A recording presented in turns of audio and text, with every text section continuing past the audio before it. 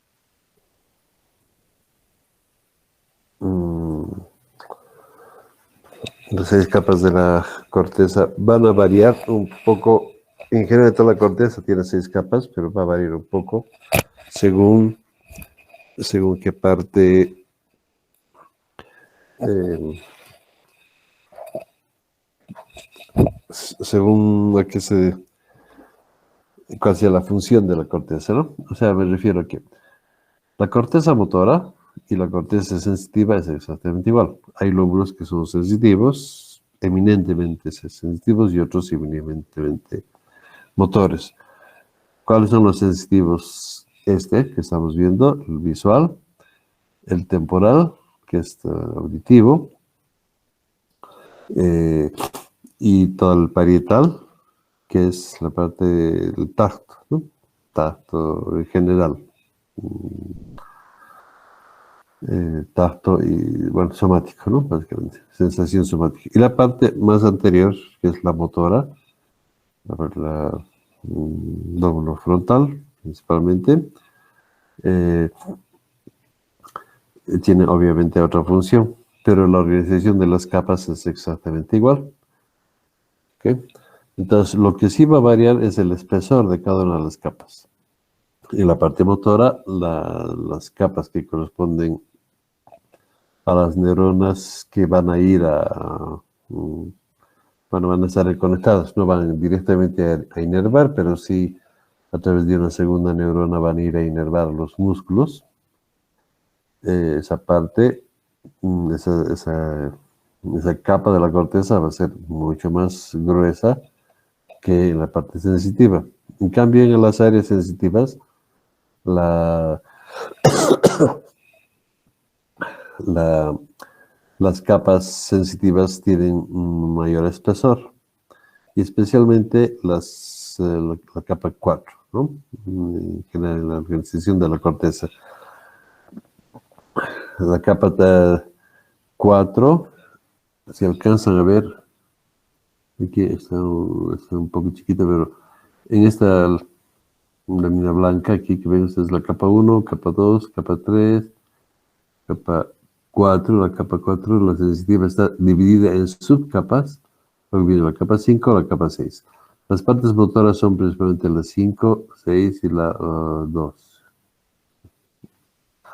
En cambio, la parte sensitiva principalmente es la 4, con todas sus subdivisiones, ¿no? O sea, todas las sensaciones en general, la somática, por ejemplo, de todo el cuerpo llega a la 4 igual. Y en el caso de la visión, como ven aquí, después del núcleo geniculado va a llegar a la corteza, a la capa 4. Y aquí al lado está el desglose de cómo está la capa. Tenemos una capa 4A, 4B y 4C. Y la 4C se subdivide a su vez 4C alfa y 4C beta, ¿no? Aquí están las capas subdivididas.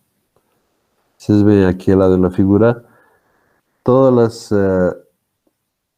lo que muestra aquí la figura, ¿no? Es como todas las fibras que salen del núcleo geniculado que están trayendo la señal visual, van a ir aquí a la capa principalmente 4 y 6. Y la 4 es la más importante. Entonces, ustedes ven aquí en la 4, ¿se acuerdan? El núcleo geniculado también tenía las 6 capas y también mantenía el orden, ¿no? Entonces, las capas 4 y 6 bueno, bien, las que vienen del lado contralateral, vamos a ir con calma para ver que está bien.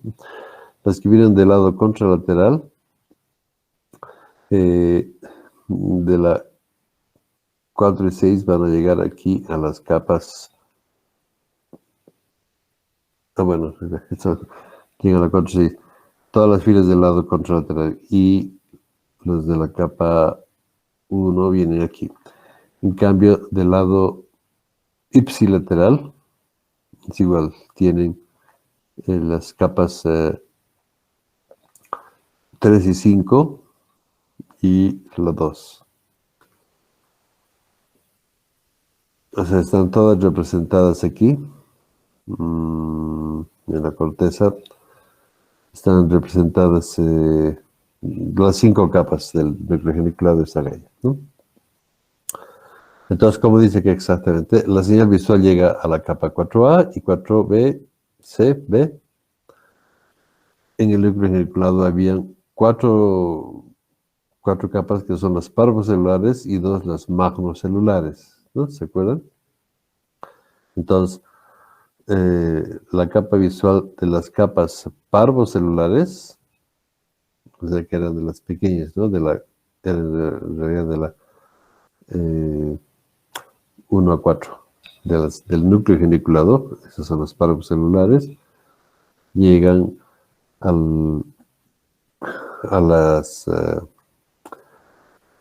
la capa 4A y 4CB. Para que se ubique más, le voy a usar el núcleo geniculado. Estas eran las capas del núcleo geniculado. Las magnocelulares, las más abajo, la 1 y 2, 3, 4, 5, 6, pero esas son las parvocelulares. Entonces, de la 1 y 2, o sea, las magnocelulares,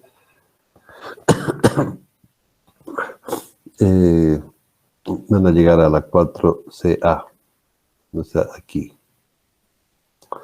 En cambio, de las parvocelulares, van a llegar a la 4A y 4CB, o beta, ¿no? Aquí, estas dos. ¿Ok? Bueno. Y luego, de la capa 4, de esta misma, salen conexiones hacia la capa cortical 1 y hacia la capa cortical 5 y 6. Esa es otra, digamos, una segunda característica. ¿Ok? Es medio complicada la corteza, como ven. Del núcleo geniculado llegan aquí, donde les he dicho, a la capa 4, a las subdivisiones según los magnocelulares, a la 4CB, etc., ¿no? Esto es lo que les he dicho. Y aparte salen también conexiones de esta capa a la capa 5 o la 6. O sea, en otras palabras, estamos hablando, si volvemos aquí, de la 4, de las A, B, C o D, ABC, pues bien, o alfa o betas, cualquiera de esas, va a haber conexiones con las otras capas, con la 1 y con la 5 y 6.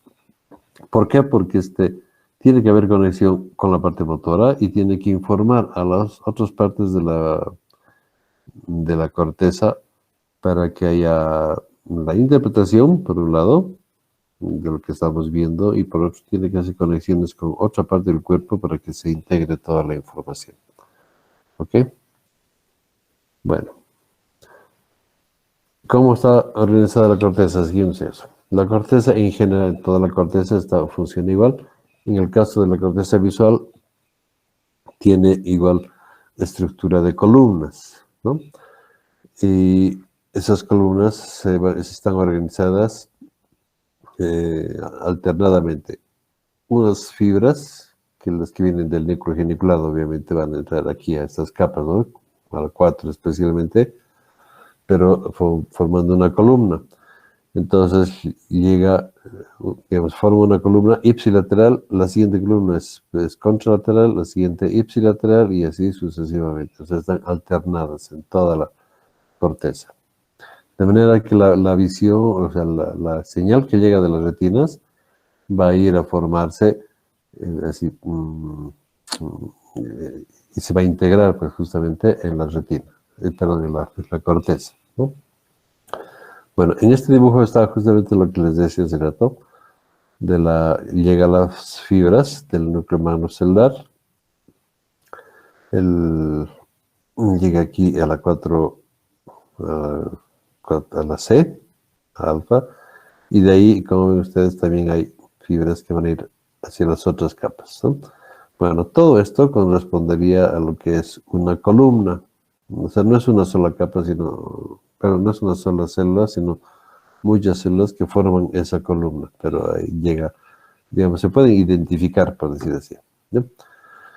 Entonces, si ustedes ven en la organización, llegan aquí, de de la, de la retina, de la visión blanco y negro, llega y se forma, llega a la 4C alfa y de ahí bueno, la columna va a tener otras neuronas, interneuronas, que va a comunicar a otras partes de la corteza, formando toda una columna. Y la visión en color, que viene de la fovea exactamente, viene de los parvocelulares, las células ganglionares X, principalmente van a llegar aquí, a las capas 4C beta y a la 4CA, ¿no? Y igual forman columnas también, exactamente igual. Pero cuando la visión en color, hay otras columnas que se llaman como manchas de color, o globos de color, que son columnas especializadas de percibir la visión en color específicamente, ¿no? Ok.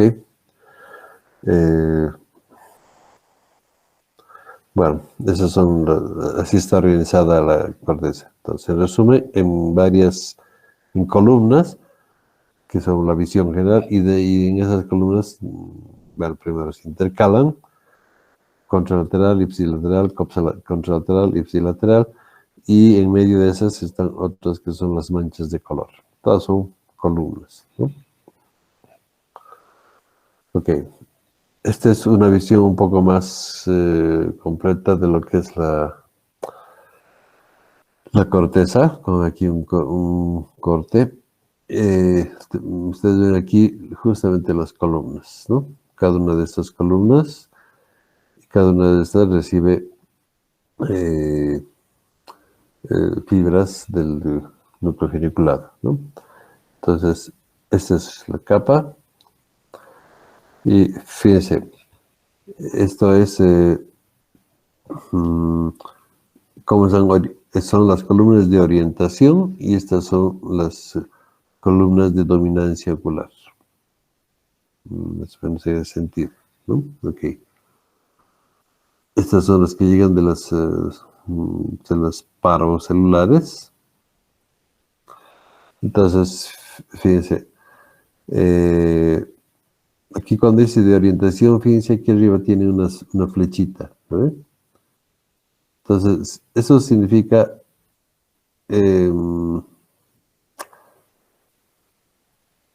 ¿cómo les digo? La flechita está mostrando en qué sentido o qué orientación de la retina va a ser estimulada o qué parte de la retina está siendo procesada aquí en la corteza.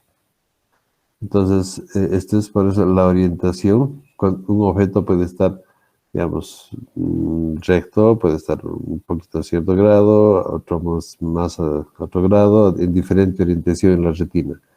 Entonces, para que podamos interpretar si un objeto está horizontal, vertical, inclinado o en qué grado inclinado,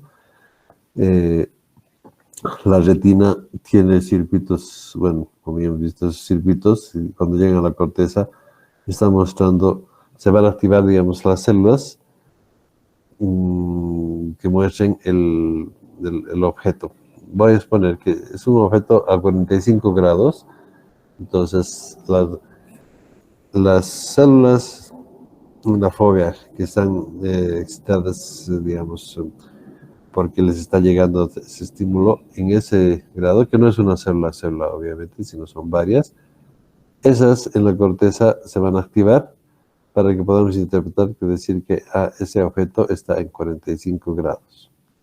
Si fuera horizontal, se van a activar más bien estas otras, que son las horizontales, o si son verticales, estas otras, etc., ¿no? Entonces, por eso cada columna responde a una orientación. Entonces, de esa manera es que podemos saber si un objeto está vertical, horizontal, diagonal, etc. ¿Está claro? Es bastante complicado eso, pero bueno, creo que más o menos les he explicado. ¿Ok? Bueno, estas son las columnas. Y en eso, como ven ustedes aquí, está en medio esas manchas de color que van a coordinar su señal con las columnas de al lado, y entonces de esa manera se va a completar y se va a integrar la interpretación. Y entonces si vemos esa línea que estaba a 45 grados, pero era línea azul, va a ser procesada e interpretada como azul, porque ahí están las manchas de color. ¿Ok? Bueno, esa es la organización de la corteza. Aquí hay otro dibujo que está un poco más explicada, pero igual es compleja. Entonces, si ustedes ven igual aquí.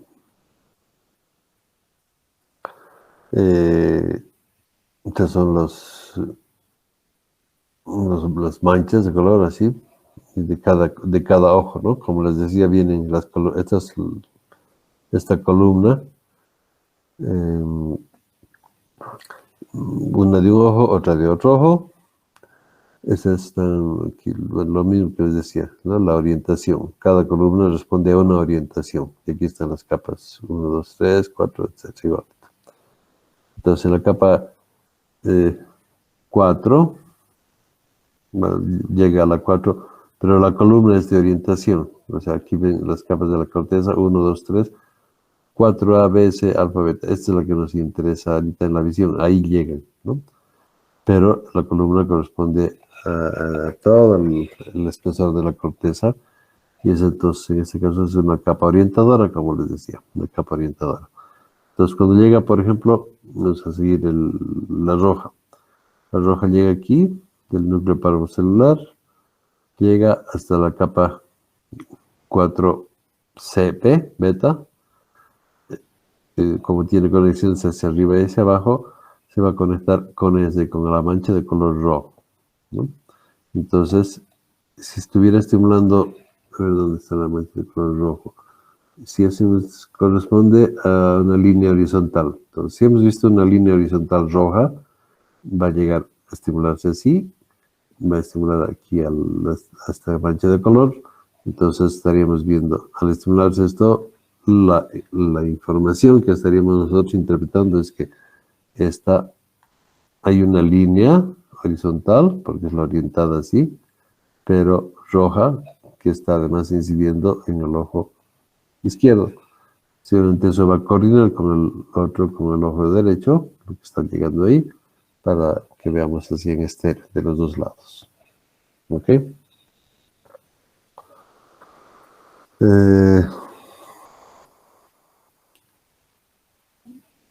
Bueno.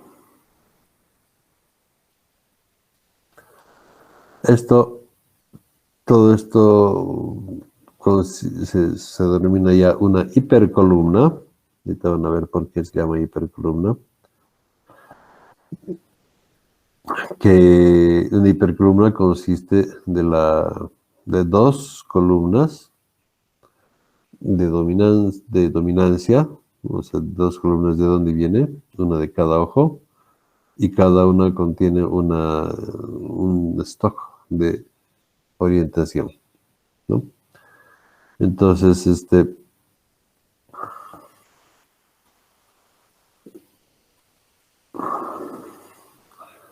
todo esto vendría a ser todo esto que estamos viendo aquí. El B1, por ejemplo. No.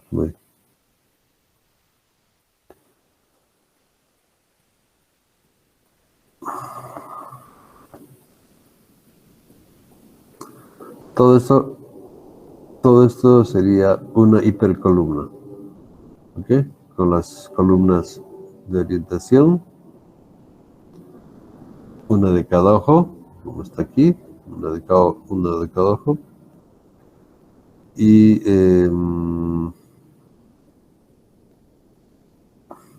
bueno, una de cada ojo y con las de orientación. Todo esto constituye una hipercolumna. Una de estas es columna, todo este conjunto es una hipercolumna. Esa es la organización de la corteza visual. Bien, ¿qué más de la corteza visual? Las fibras que salen, aparte de conectar esas columnas, hay otras fibras que van hacia otras áreas visuales, hacia la área secundaria y a la área de asociación, ¿no? Hay también dos vías para el análisis visual. Uno que es la vía rápida de la posición y movimiento que llevan las fibras Y la otra una vía de la exactitud del color. Entonces, esta es una fibra del Guyton. Como ven ustedes, este es el área 17 de Brodmann, área primaria.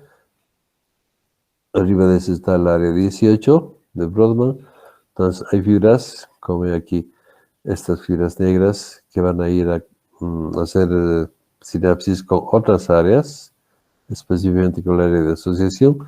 Y esta es la área, digamos, donde se interpreta el movimiento y posición en tercera dimensión. Esto es interpretación. Aquí abajo tienen las rojas que van a llegar al área secundaria también. Bueno, esa es la otra vía, ¿no? Sería la vía de la posición y movimiento, y esta de la exactitud del color. ¿Ok? Son las dos vías. Entonces, en resumen, del área 17 y 18 de Brodmann, de la 17 específicamente, manda fibras, neuronas, que van a ir a conectarse a la área de asociación, hasta aquí hacia arriba, área de movimiento y posición en 3D, y hacia las otras áreas donde se va a procesar el color. ¿Ok? Bien, ¿cómo se ve? Ahora, ¿cómo funciona realmente eso?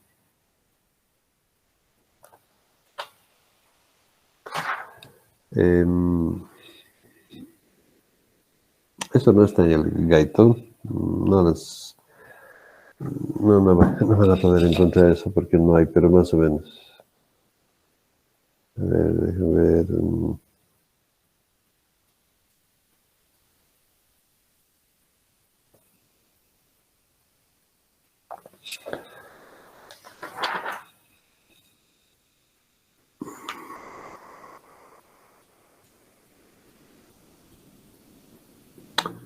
Bueno.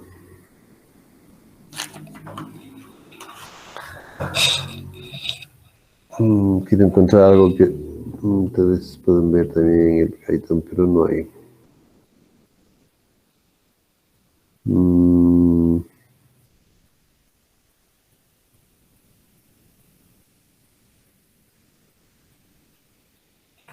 Bueno, no hay. Fíjense, entonces, esta es una manera. ¿Cómo se produce la visión? En el campo visual hay esto. Ustedes, digamos, estamos viendo estas letras A, B y a una A chiquita. Ese es el campo visual, quiere decir que estamos viendo algo, ¿no? Ahí.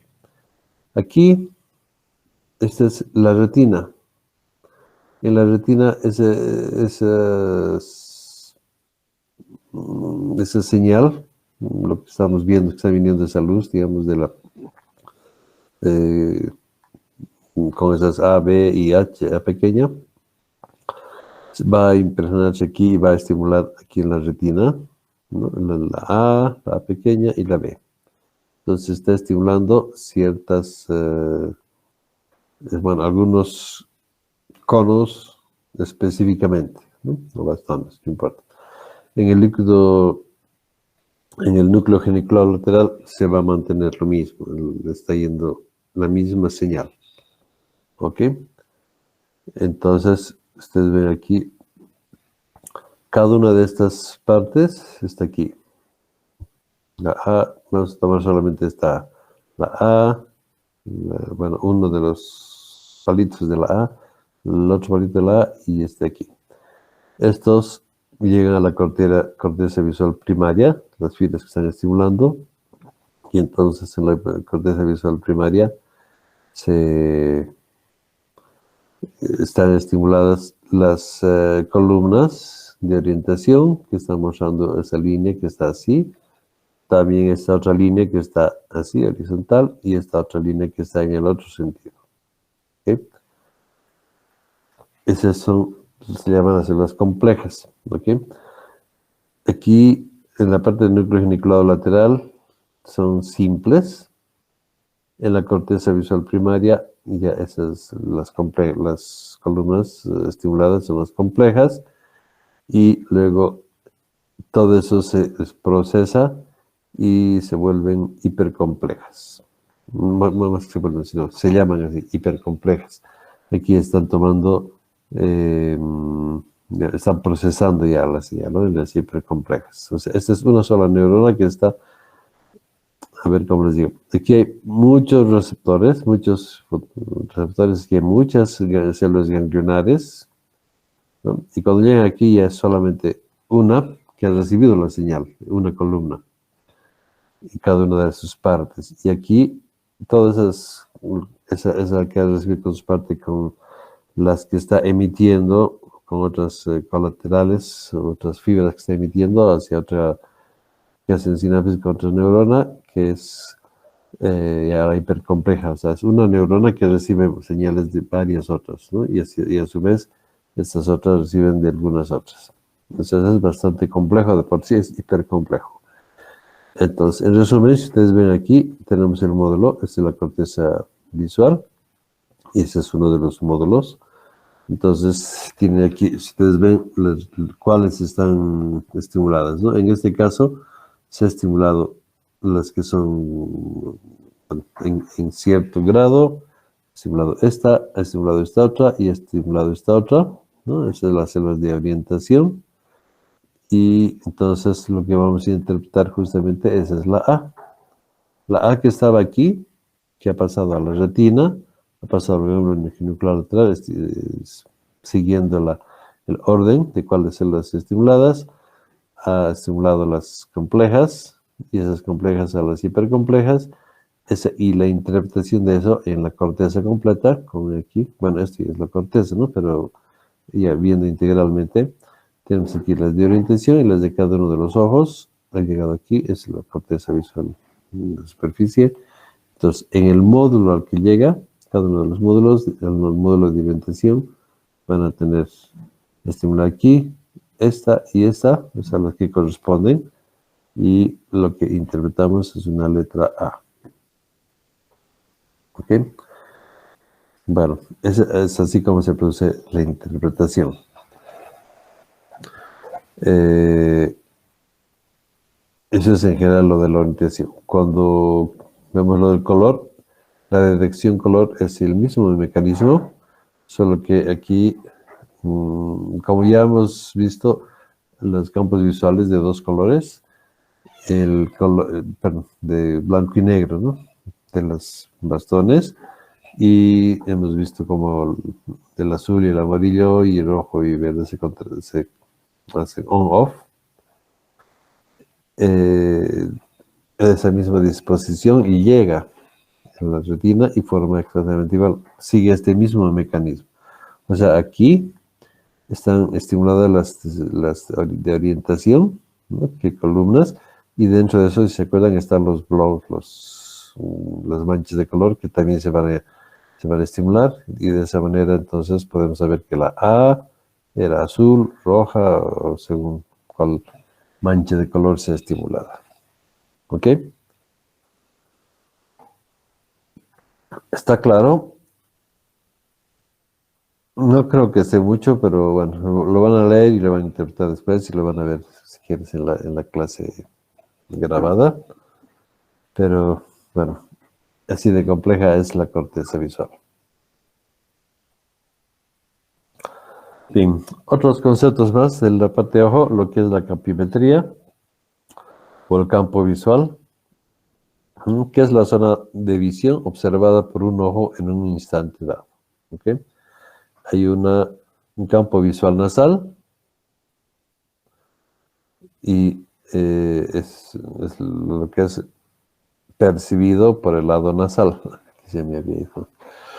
Ok, es el campo visual nasal es el campo que estamos percibiendo del centro hacia la parte, bueno, del centro del ojo en realidad hacia la nariz, ¿no? Y la parte temporal es justamente de esa mitad hacia el otro lado. En total son, como ven ustedes aquí, tendríamos que ver 180 grados. Entonces, ¿por qué es todo eso? No son totalmente completos, son 170. Si ustedes ven aquí en el dibujo, ven un punto al frente y sin mover los ojos, traten de percibir hasta dónde ven, alcanza a ver.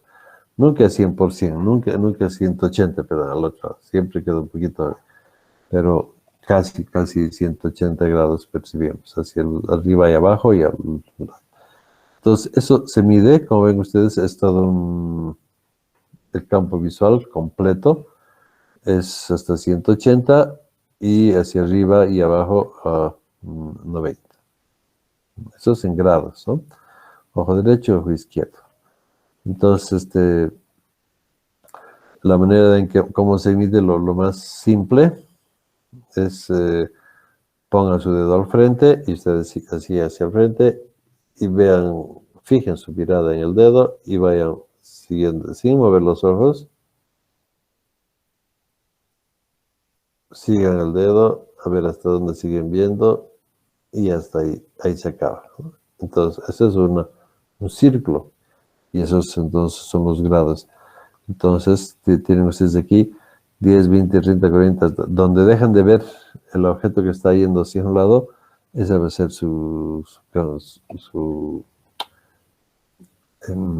el límite de su campo visual. ¿Ok? Eso es bastante simple.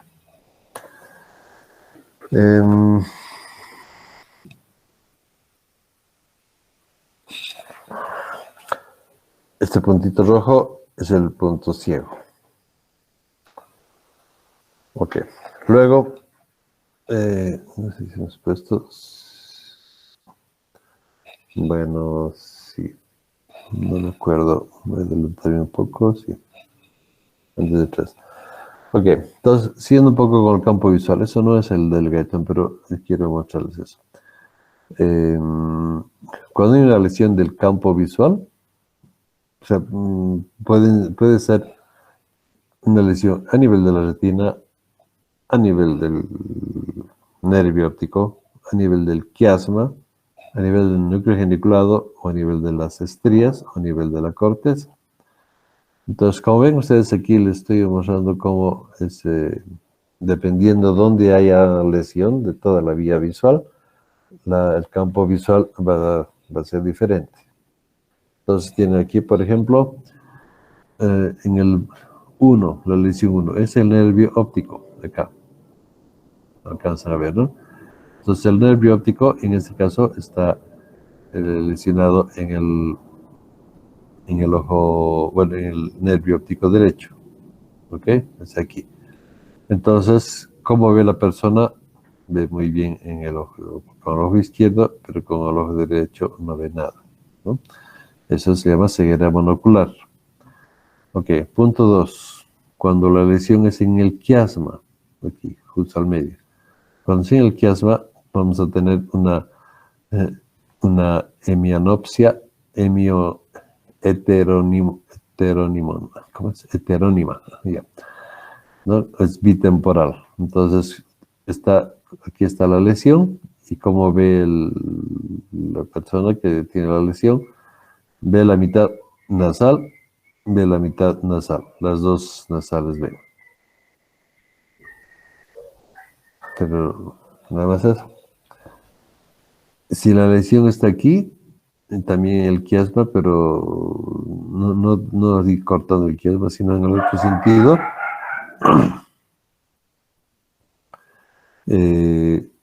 Puede ser aquí o al otro lado, ¿no? En este caso la lesión es en el quiasma, pero aquí en la derecha. Entonces lo que está lesionado son las fibras temporales. Entonces lo que va a haber cuando hay lesión ahí es Bueno, hemianopsia de las nasales derechas, ipsilateral. Bueno, aquí estaríamos viendo. Solo las fibras nasales derechas están lesionadas, y no es la temporal, las nasales derechas, ¿no? Sí.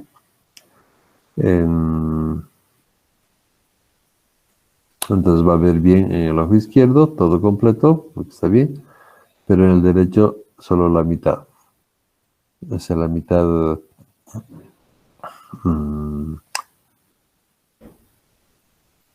temporal está bien, la nasal está lesionada. O sea, estas fibras. Punto 4, aquí, cuando está cortada la estría. Pero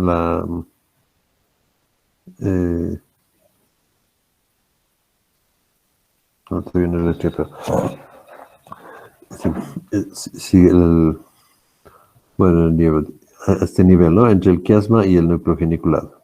Si hay una lesión ahí, como el 4, va a haber, en el campo visual va a estar anulado en la temporal izquierdo y nasal derecho, ¿no? En el 5, la lesión 5, aquí sí son las estrías, parte de las estrías. En el 5 tendrían una cuadranopsia, se llama así, solamente un cuadrante, pero en el mismo sentido, ¿no?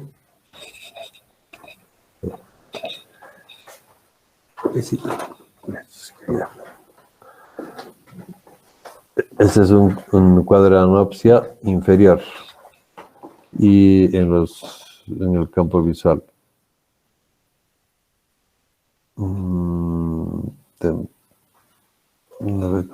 Temporal inferior del izquierdo y nasal inferior del derecho, ¿no?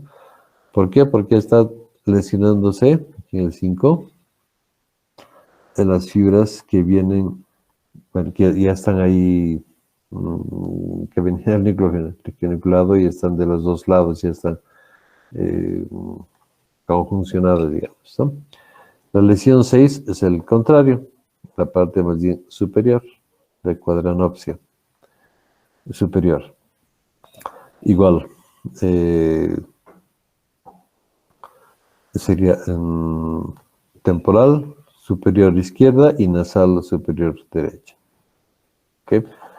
Si fuera en el otro lado, tendríamos justamente los cuadrantes, la cuadranopsia inversa, ¿no?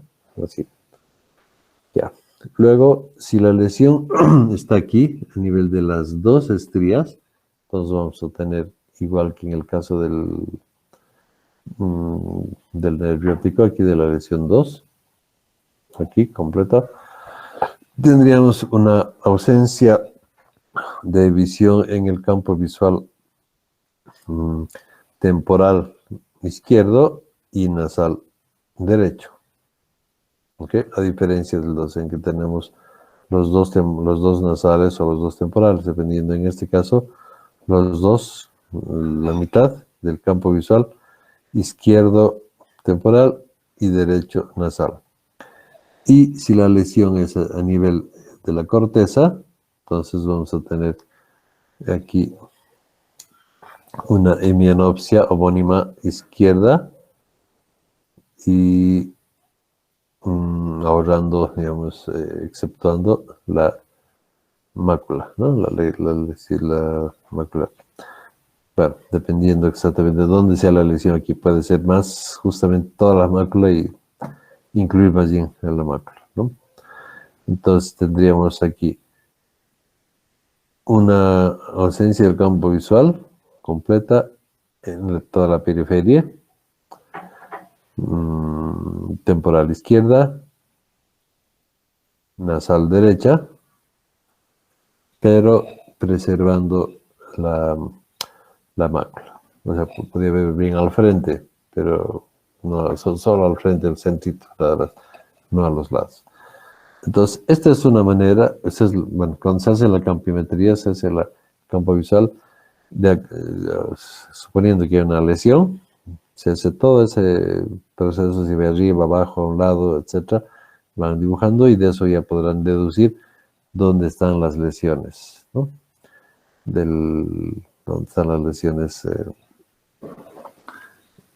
en las vías visuales. ¿Sí? ¿Está claro hasta ahí?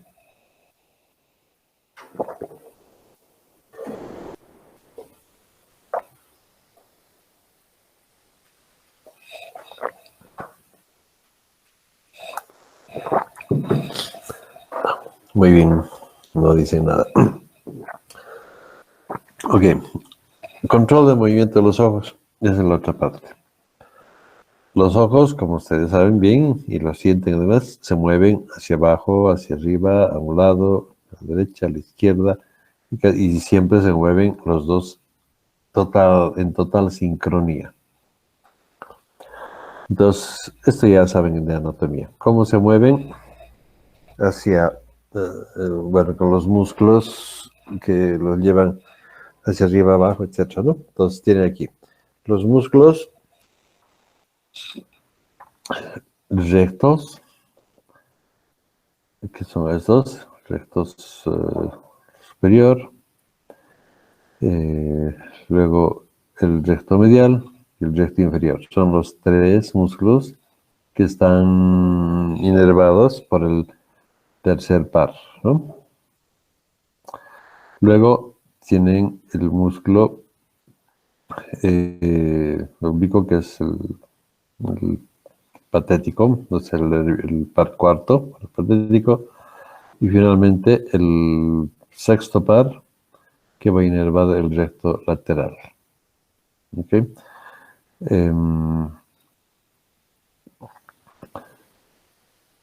En la coordinación de estos músculos es la que permite que veamos hacia arriba, abajo y no se nos desvíe el ojo, ¿no? Tiene que ser totalmente simétrico. Entonces, todo esto, los tres pares importantes en el movimiento de los ojos, tercer par, cuarto par y sexto par, ¿no? Van a inervar a los músculos correspondientes. ¿Cómo se controla eso? Todo eso a nivel del mesencéfalo, que, bueno, ahí se coordina dependiendo entre la luz, en el mesencéfalo recibe la señal y de acuerdo a lo que haya de acuerdo a la señal, vamos a mover los ojos hacia un objeto, digamos que está cruzando el campo visual, vamos a mover los ojos hacia izquierda, derecha, hacia donde vaya. Siempre en total sincronía. Bien, hay otros movimientos, diferentes movimientos oculares, los movimientos de fijación, que son, estamos moviendo los ojos y nos fijamos en algún punto. Jamás los ojos están fijos, siempre se están moviendo constantemente. Son imperceptibles los movimientos. Nosotros fijamos la mirada en el infinito o en un objeto cercano. Aparentemente, si lo que percibimos es que no se mueve nada, pero en realidad, si observaríamos el ojo en ese momento, siempre se está moviendo, ¿no? Bueno, hay tres tipos de movimientos en general: temblor continuo, una traslación lenta, que podemos mover los ojos lentamente, o movimientos de sacudida, que son para ubicar los objetos, ¿no?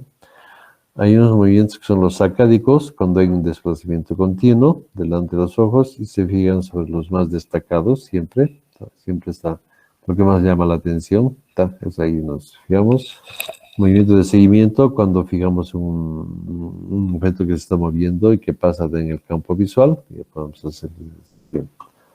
¿Okay? Esos son los movimientos.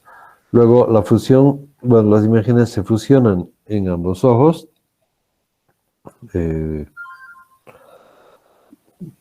Tenemos que ver un objeto siempre con los dos ojos. Si no hay concordancia, si ven una cosa diferente en el otro, por ejemplo, está desviado el ojo, no hay concordancia, ¿no? Va a ser como si fueran dos imágenes. Entonces, hay un mecanismo que se llama excitación por interferencia, que va a hacer que el ojo digamos, se acomode exactamente para que podamos ver. Entonces, es incapaz nuestro cerebro de ver, de ver un objeto de un lado y el otro de otro lado. No se puede. Tiene que ser, piensa como en el ejemplo del cubo que les mostré en la anterior clase. O sea, podemos ver el 3 de un lado y si vemos el 5 del otro lado, eso es totalmente incoherente. Tenemos que ver el 3 de otro ladito, pero tiene que ser el 3 y la imagen, la misma imagen. Entonces, eso sí, nuestro cerebro procesa y está tranquilo. Pero si está hacia un lado, pues no. No va a procesar bien y incluso se va a bloquear la visión.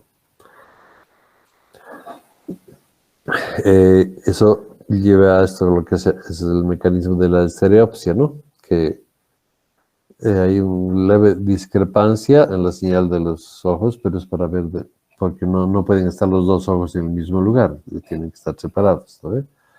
Entonces, cuando vemos un objeto, la diferencia que hay en el retina, viendo de un lado y de otro lado, nos permite calcular la distancia, ¿no?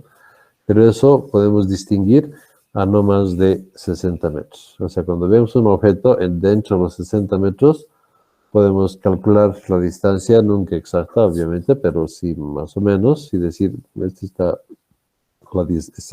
objeto está lejos o está cerca. O sea, esa discrepancia entre los dos ojos nos permite decir si está muy lejos, si está cerca. ¿Ok? Si está más de 60 metros, ya no. Ahí todo parece a una misma distancia. Ya no, nuestra capacidad no alcanza a eso. ¿Ok?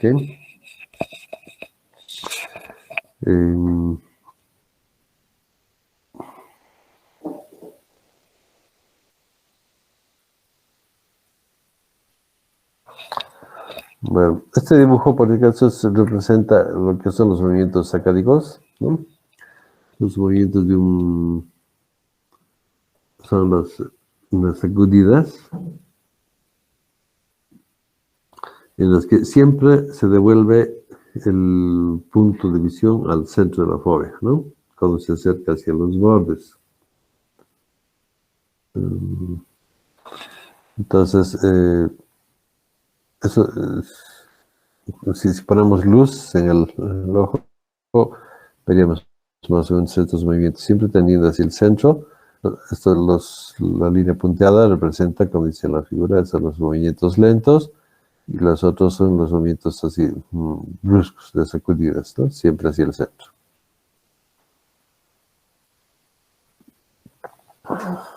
Esos son los movimientos para fijar. Bien, ¿cómo se controla toda esta parte de los movimientos? Justamente aquí tienen un área de fijación voluntaria que está en la corteza motora, la prefrontal, y los involuntarios provienen del área de fijación involuntaria que está más bien en el lóbulo occipital. ¿Okay? La área voluntaria viene a través del tracto, que es el tracto frontotectal, o sea que va desde la frente, desde aquí hasta el mesencéfalo. Los involuntarios tienen su tracto, que es el occipito, los tractos occipitoculiculares, ¿no? O sea, van al colículo superior. ¿Ok? Bueno, tienen aquí a los núcleos pretectales y hay un núcleo, el núcleo visceral del tercer par, de donde, bueno, una parte sale, sus neuronas van a ir a formar el tercer par, otro del colículo superior y otra parte viene del núcleo oculomotor. ¿Okay? De todas esas partes las fibras van a ir a formar el tercer par, que es el que, ya saben, mueve los músculos rectos superior y inferior. Aparte, bueno, como ven ustedes, hay conexiones del mesencéfalo hacia el puente y hacia el bulbo. Aquí en el puente, en la protuberancia, está la unión del mesencéfalo y la protuberancia, el núcleo del núcleo troclear. que va a dar nacimiento al nervio patético, al cuarto par craneal, que va a ir al oblicuo. Y luego tenemos el núcleo abducens, que está aquí, de donde salen las fibras que van a ir a formar el recto externo. ¿Ok? Y más abajo, todo esto tiene conexión con los núcleos vestibulares, ¿no? A través del tracto medial longitudinal. ¿Para qué? Porque los ojos tienen mucho que ver con el proceso de equilibrio, ¿no? Con el vestíbulo. Entonces, si ustedes ven a alguien que está mareado, sus ojos se van a mover en así varios sentidos, o sea, hay conexión directa, ¿no? O pueden hacer al revés, hacerlo mover los ojos y se va a marear. ¿Ok? Bueno, todos estos son los núcleos importantes que los han estudiado el año pasado en anatomía, así que ahora lo están viendo su aplicación. En resumen, los núcleos importantes que controlan los movimientos son el núcleo, los núcleos, bueno, no los predictales, aunque están en relación, pero son núcleo visceral, el tercer par, el núcleo del colículo superior, el núcleo oculomotor para el tercer par, el núcleo troclear para el nervio patético y el núcleo abducens para el nervio sexto, que es el motor ocular externo. ¿Ok?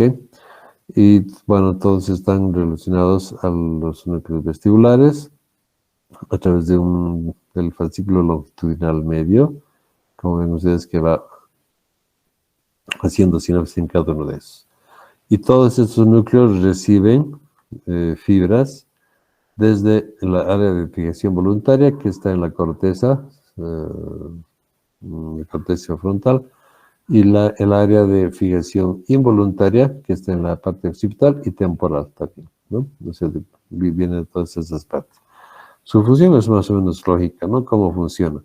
La área involuntaria, pues, de varias partes, si estamos pensando en cualquier otra cosa, sin poner la mirada en algo específico, el ojo siempre va a tener que estar viendo si hay peligro o no hay peligro, si viene algo, no viene, si se cruza una mosca por el campo visual, etc. En cambio, voluntariamente ahí es para ver, quiero ver a tal persona, y entonces fijo la mirada, y eso ya es voluntario y está en relación, obviamente, a la parte frontal y a la conciencia y a la voluntad, ¿no? Si queremos o no queremos.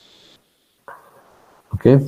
Finalmente, los reflejos, vienen aquí los reflejos de acomodación que están dados por el nervio, no el tercer par, sino bueno, participa el tercer par a través de un ganglio, pero estos son principalmente fibras simpáticas y parasimpáticas, ¿no?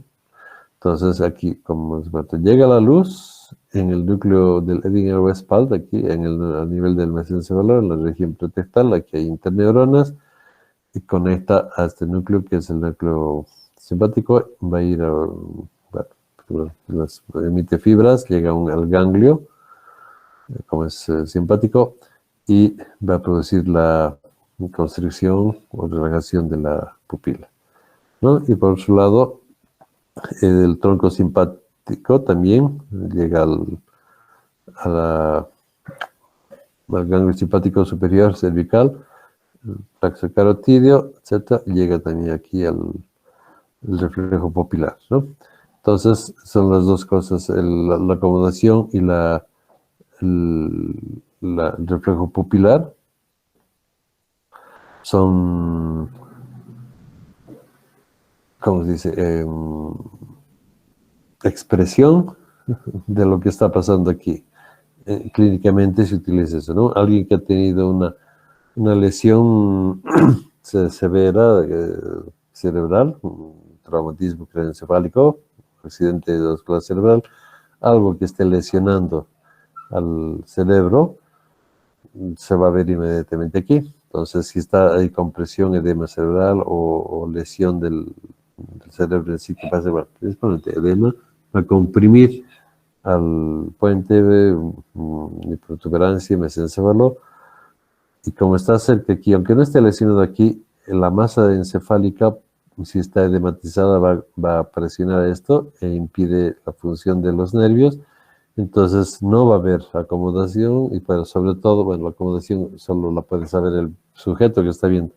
Lo que no va a haber es un cambio en el reflejo pupilar, ¿no? O sea, no va a haber ese reflejo.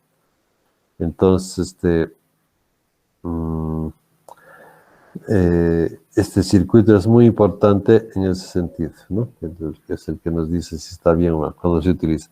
Normalmente funciona automáticamente cuando salimos hacia el sol, se va a ver, se va a construir la pupila, etcétera, todo gracias a la región, ese es el reflejo fotomotor, que son el núcleo Edinger-Westphal.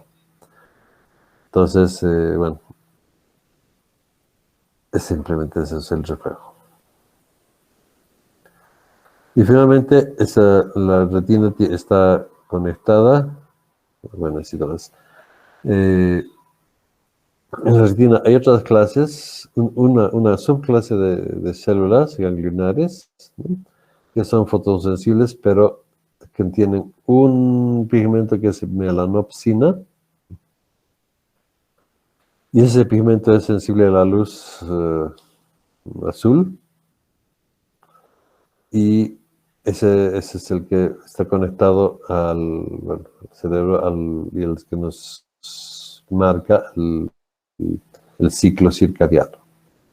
O sea, cuando se estimula la luz, ese fotopigmento desencadena una señalización a través de una superfamilia, ¿no? de segundos mensajeros, ¿ok?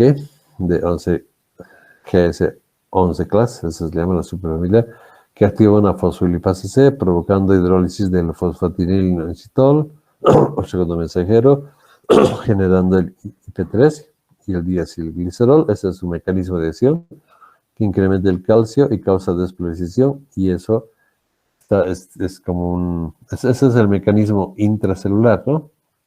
Del segundo mensajero. El efecto es simplemente llega la luz, se estimula la melanopsina y se genera una despolarización de las neuronas ganglionares, que va a informar, es decir, ya es de día, ¿no? De esa manera interviene en el ciclo, el ritmo circadiano. ¿Okay? Son unas células subclase de células ganglionares que tienen el fotopigmento melanopsina. No tiene esta no es opsina como las otras, como la rodopsina, sino la melanopsina, que es la que va a marcar. Y es la que es sensible a la luz azul. Y esta es las células que se recomienda actualmente no usar celular, porque cuando uno está en la noche y está estimulando con luz azul del celular, estimula eso, y entonces el cerebro cree que es de día y entonces se le quita el sueño, ¿no? Y estimula. Por eso se recomienda, o hay algunos aparatos incluso que tienen suprimir la luz azul. ¿Ok? Bueno, esto es lo que les decía, la célula ganglionar. Este es su mecanismo de acción, IP3, DAG, etc. Esta es la melanopsina, y aquí con esa luz azul, este núcleo supraquiasmático, al núcleo olivar pretectal, llega y hasta la glándula pineal, y inhibe la liberación de melatonina, por tanto inhibe el sueño. Por eso es un estimulante, ¿no? Entonces, en resumen, la luz azul inhibe la secreción o la producción de melatonina, y por tanto la secreta al cerebro, que es de día, y entonces estimula al cerebro. Bueno, el ritmo circadiano ustedes se lo van a ver después, día y noche. Todo esto es para ver qué pasa durante el día en cuanto a algunos procesos que se llevan a cabo en el cuerpo, ¿no? Máxima alerta, máxima coordinación, menor tiempo de reacción, menor funcionamiento, etc. Como ven ustedes aquí. Lo van a estudiar después para ver qué dice, qué se hace, qué pasa en el día. Estas son ya algunas cosas para que ustedes los vean. Tengan, fijen su mirada y van a ver cómo cambia. Es difícil de fijar, ¿no? Ok, con eso acabamos entonces y nos vemos el lunes. No hay clase porque es feriado. El siguiente miércoles para ver con lo de los otros sentidos. Ok, bueno, acabamos con eso. Nos vemos el miércoles, chicos. Que estén bien. Muchas Gracias, gracias, doctor. doctor. Hasta luego. Ok, hasta luego, chicos.